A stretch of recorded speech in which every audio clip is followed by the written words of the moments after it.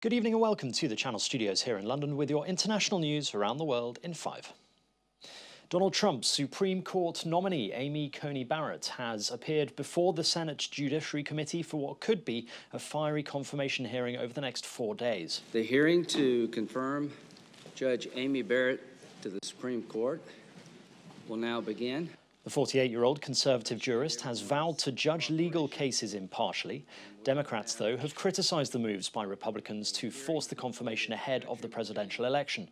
Judge Barrett's approval would cement a conservative majority on the top court. President Trump picked Judge Barrett to replace liberal Justice Ruth Bader Ginsburg, who died last month aged 87. Meanwhile, the top US government scientist Anthony Fauci has said a clip of him used in a Trump campaign advert is misleading. I can't imagine that under any circumstances that anybody could be doing more. Dr. Fauci says those words were actually referring to himself and other staff, not the president.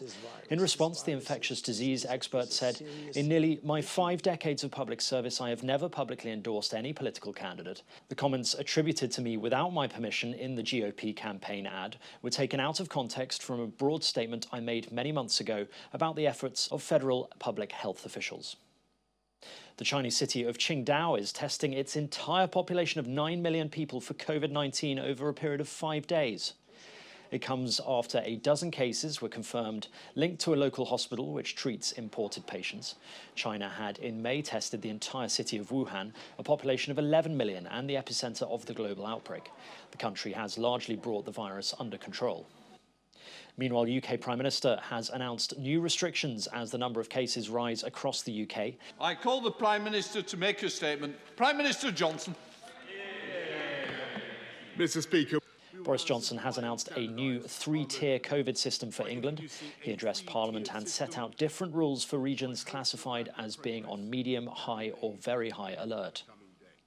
Bangladesh is to introduce the death penalty for rape cases following days of protests about the country's high level of sexual violence against women.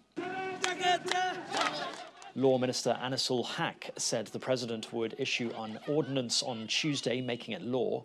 There was widespread outrage in Bangladesh last week after footage of a brutal gang assault on a woman went viral on social media.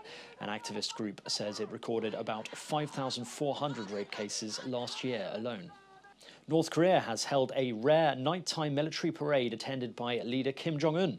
The parade marked the 75th anniversary of the Workers' Party. Previously unseen massive long-range ballistic missiles were displayed, as well as a range of other weaponry. It is the country's first parade in 2 years and comes just weeks ahead of the US presidential election. Efforts are continuing in Tanzania to extinguish a fire that has broken out on the slopes of Africa's highest peak, Mount Kilimanjaro. This mobile phone footage shows the fire further up the mountain last night. Members of the Tanzania National Parks Authority and local people have been struggling to put out the blaze, which began on Sunday. Their efforts have been hampered by the altitude as well as strong winds. It is not clear how it started. One of the first cargo ships to arrive from the UAE to Israel has docked in Haifa's port with 8 containers unloading off the MSC Paris. Just a few months ago, such a journey from Dubai to the northern Israeli port of Haifa would have been unthinkable. The countries announced a normalization deal in August. The breakthrough stemmed from a strategic realignment of Middle East nations, in particular Israel and Gulf Arab nations led by Sunni rulers.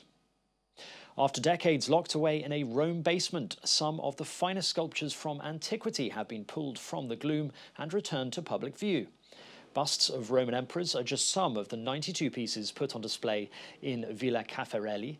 They belonged to the Torlonia family and represent a fraction of the 620 sculptures in their possession, believed to be the largest such private collection in the world. Among the pieces on view is a fountain basin carved in ancient Greece that was believed to have stood in the garden of Julius Caesar.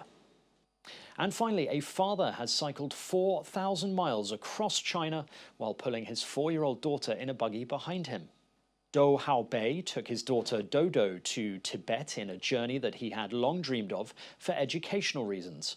Every evening during the 72-day trip, Do would select, edit and share images on TikTok, which has drawn nearly 2 million followers. Do says he hopes the 2.5-month trip will form a strong bond between him and his daughter. And that's your international news around the world in 5. And now back to the Channel studios in Lagos.